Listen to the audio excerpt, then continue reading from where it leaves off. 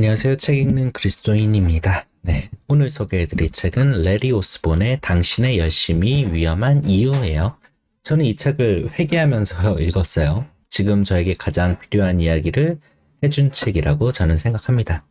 신앙서적이나 신학에 관심이 많은 분에게, 그리고 교회나 교회 리더, 정치, 사회에 대한 분석과 비판, 비난을 즐기시는 분들에게 이 책을 강력 추천합니다. 이 책은 우리의 저의 열심이 위험하다고 말합니다. 열심히 신앙생활을 하는데 그 열심으로 말미암아 신앙의 가르침에서 벗어나게 된다는 거죠. 그 예로 레리 오스본은 바리새인을 언급합니다. 바리새인은 예수께서 죄인이라 칭했고 그들을 혹독히 대하시기도 했어요. 그런데 바리새인은 예수를 받아들이지는 못했지만 그 전까지의 신앙생활은 우리 기준에서도 완벽하다 할 수 있어요. 예수님께서는 마태복음 5장 20절에서 내가 너희에게 이르노니 너희 의가 서기관과 바리새인보다 더 낫지 못하면 결코 천국에 들어가지 못하리라 라고 말씀하셨죠. 이건 우리가 그들보다 더 의롭게 행해야 한다는 것이 아니라 우리의 행실로 그들을 넘어설지라도 천국에 들어가지 못한다는 해석 또한 가능해요. 바리새인은 하나님을 사랑했어요. 진지하게 연구했고 그런 와중에 좀 더 나은 신앙인으로 살고자 세부 규칙을 세웠어요. 처음에는 저들도 간단한 규칙을 세웠을 거예요. 우리식으로 따지자면 하루에 성경 몇 장을 읽고 큐티하고 아침에 일어나 기도하고 식사 때마다 기도하고 자기 전에 기도하고 주일 예배만이 아니라 새벽 예배나 수요 예배에도 참석하는 시기였겠죠. 그렇게 하나씩 뭔가를 추구하면서 저들은 내가 신앙인으로 잘 살고 있다라는 자기 확신을 얻었을 거예요. 여기서 큰 문제는 이런 기준을 지키지 못한 자들보다 내가 우월하다고 생각하거나 그들에게도 같은 방식의 신앙생활을 요구하게 된다는 거죠. 레리 오스본은 이런 일을 우연한 바리새인이라고 칭합니다. 처음부터 바리새인이 되려고 했던 게 아니라 신앙생활을 열심히 하다 보니까 우연히 바리새인 같은 면모를 갖추게 됐다라는 거죠. 저자는 우연한 바리새인이 되는 과정을 3단계로 표현합니다. 하나, 나 자신의 죄의 참된 심각성과 깊이를 제대로 이해하지 못하는 것에서 시작한다. 둘, 다른 사람의 죄에 대한 혐오감의 고조로 이어진다. 셋, 지키기 어려운 예수님의 몇몇 금언만을 강조하고 그분의 연민과 긍휼 그리고 은혜를 이야기하는 말씀은 거의 무시해버리는 잘라붙이기 신학으로 합리화한다. 저도 신앙생활을 하다 보면 다른 이들의 삶을 보며 저건 아니다 싶을 때가 많아요. 그 생각의 일면에는 내가 저들보다 낫다라거나 내 방식이 옳다라는 교만과 아집이 깔려있죠. 그리고 제가 가장 쉽게 실수하는 것 중에 하나가 기독교나 교회처럼 단체를 두루뭉술하게 지적하는 거예요. 그렇게 하면 어떤 사람을 내가 비난했다라고 하는 나의 죄악에서 벗어날 수 있거든요. 그런 착각이 들게 만들어요. 제가 이렇게 교환합니다. 우리는 타인에 대한 판단을 멈춰야 해요. 그보다 먼저 나 자신의 죄의 참된 심각성과 깊이를 이해해야 하죠. 그것 없이 판단하게 된다면 그로 말미암아 나도 우연한 바리새인이 되어버리고 말 거예요. 그리고 몇몇 성경 구절로 나를 치장하게 되겠죠. 타인을 혐오하는 일에 앞장서기도 할 거고요. 이런 형태가 내 안에서 쉽게 발견됩니다. 더 나아가 한국 기독교에서도 어렵지 않게 발견돼요. 다들 그렇게 사니까, 그게 옳다고 하니까, 그리 말하는 목회자도 있으니까, 그렇게 주장하는 사람들이 모인 교회도 있으니까 이 또한 하나님의 뜻이겠거니 하고 그냥 넘어가 버려요. 아니면 나랑은 상관이 없으니까. 근데 그거는 참된 신앙이 아니라고 할 수 있겠죠. 우리는 다시금 성경으로 돌아가서 전체적인 맥락을 살펴야 합니다. 성경은 한 부분을 읽는 책이 아니에요. 모든 것이 다 흩어진 것 같은 책이지만 이 책은 예수님에 대해서 말합니다. 구약에서도 신약에서도. 그럼 무엇을 말하느냐? 그걸 들어야 하죠. 카톡으로 누군가 보내오는 메시지에 귀 기울이기보다는 인터넷에 떠도는 기사나 댓글 따위에 흔들리기보다는 성경을 읽으면서 하나님께서 오늘 내게 하시는 말씀에 귀를 기울여야 합니다. 그렇게 사는 사람을 그리스도인이라 하죠. 또 열심히 신앙생활하는 사람들의 동기는 순수해요. 하나님의 영광을 지키고 그분의 교회를 순결하게 하겠다라는 동기를 가지고 있죠. 그런데 이게 과연 가능한 일일까요? 죄인과 약자를 위해서 세우신 교회가 완벽히 깨끗해진다면 그거야말로 교회가 잘못된 길로 가고 있는 거 아닐까요? 그런데 우리는 전도할 때조차도 이 사람이 우리 교회에 어울리나? 교회 내에서 내 입지를 흔들게 하진 않을까? 이런 고민을 하게 돼요. 다른 사람을 판단하고 교회에 맞을 것 같은 선한 사람만 받아들이는 거죠. 이 책을 읽으면서 용납함에 대해서 깊이 묵상을 하게 됐어요. 저자는 말합니다. 서로를 용납한다는 것을 정의하면 사심이 없는 순종의 행위다. 자신을 버리고 간과하고 싶지 않은 것들을 못 본 척하는 것이다. 실질적이고 골이 깊은 차이점과 의견 대립을 해결해가는 것이다.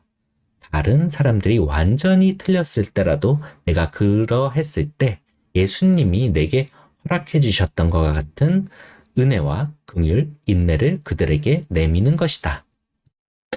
저는 당신의 열심이 위험한 이유를 읽으면서 내가 반대하거나 반감을 가지고 있던 세력을 떠올렸어요. 저에게는 딱히 그런 반대하는 사람이나 반감을 품은 사람 자체는 별로 없어요.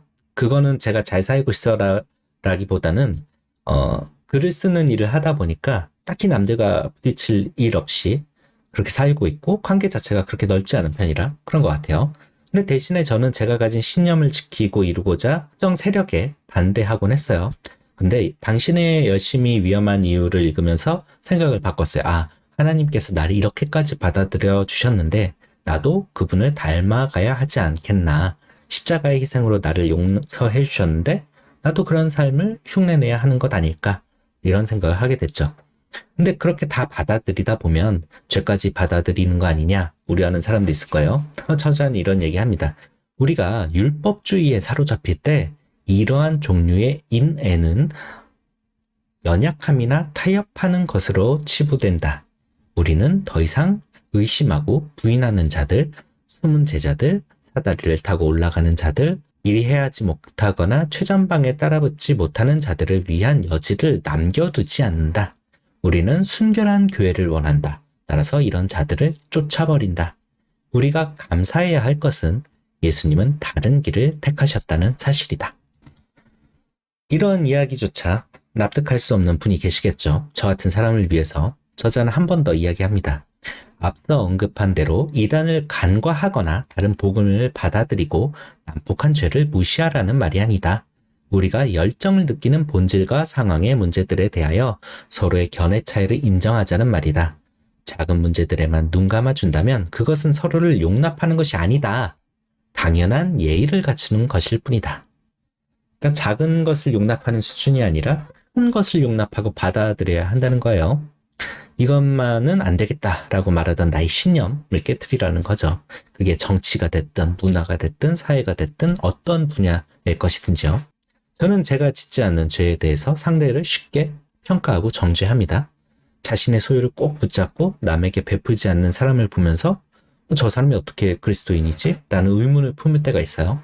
지금은 그런 의문조차 사라지긴 했어요. 왜냐하면 모두가 과정 중에 있다라고 생각하게 됐거든요. 저 또한 하나님께로 나아가는 성화의 과정 중에 있고 설령 내가 온전한 모습을 이루지 못했을지라도 그것이 나의 구원을 결정짓지는 못한다고 믿어요.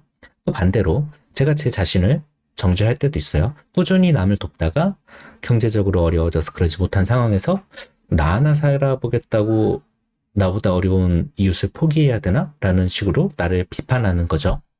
근데 그 어느 쪽도 건강한 모습이라고 할 수 없겠죠. 그걸 깨닫고 회개하고 지혜를 구하고 바른 길로 나아가려고 애쓰는 것이 그리스도인의 삶이라고 저는 생각을 합니다.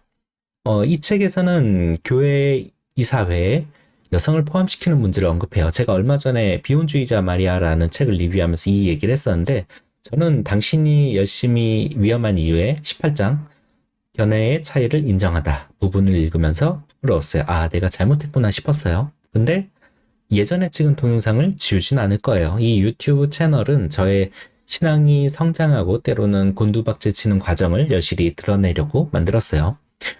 당신의 열심이 위험한 이유에서 레리 오스본은 이런 말을 합니다. 무한주의자들은 성경이 가정과 교회 모두에서 남성과 여성의 뚜렷이 다르지만 보완적인 역할을 묘사한다고 주장했다. 이들의 생각에 이 사회를 남성으로만 구성하는 것은 매우 중요했다. 또 평등주의자들은 그리스도 안에 있는 우리의 평등을 언급하는 성경 구절들로 반박했다. 이들은 성경 속에 남성과 여성 사이에 차이가 없음을 주장했다. 레리 오스본은 어느 한쪽의 편을 드는 걸 거부했다고 해요. 그는 의견을 피력하긴 하지만 그 다음에는 평화를 추구했다고 합니다. 나 자신의 선호와 이해보다는 그 몸의 하나됨을 위해 싸웠던 거죠. 저는 이 부분을 읽고 충격을 받았어요. 아, 나는 옳은 길로 나아가야 건강한 교회가 된다고 생각했는데 그런 것만은 아니었구나. 그 전에 먼저 하나됨을 생각해야 하는 거구나. 하나님 안에서 하나가 되고 한 몸이 되는 건 한 가지 방식으로 살아가는 것과는 전혀 다르구나. 민주주의가 아닌 공산주의 진영 속에서 그 체제가 옳다고 배우며 살아온 사람이라 할지라도 하나님 안에서 하나가 될 수 있다라는 거죠. 그리고 우리는 마땅히 이것을 누리고 추구하면서 살아야 하고요. 그런데 네가 잘못했으니 너를 도려내겠다라고 하는 건 우리의 머리 대신 예수님의 뜻을 거스르는 거예요. 그래서 전 앞으로 이런 방향으로 공부하고 자신의 신념을 바로잡고 저의 생각과 가치관을 하나님 앞에 내어놓기로 했습니다. 당신의 열심이 위험한 이유는 책장에 꽂아두고 몇 번이든 읽고 싶은 책이었어요. 저는 정말 강력하게 추천을 합니다. 오늘도 기도로 마무리할게요. 사랑의 하나님 감사합니다. 주께서 나의 들보를 늦추시고 열심히 살아가는 이면에 쉽게 판단해버리는 어리석음을 깨닫게 하셨습니다. 내가 반대하는 자들도 나의 이웃이며 한 몸임을 잊지 않게 도와주시고 내가 그들을 위해 더욱 기도하는 자가 되게 하소서. 모두가 옳고 그름을 말하고 분열을 조장하는 이때에 화합과 사랑과 이웃과 공동체와 십자가를 말하며 살아가는 그리스도인 되기를 간절히 소망합니다. 예수 그리스도의 이름으로 기도했습니다. 아멘. 감사합니다.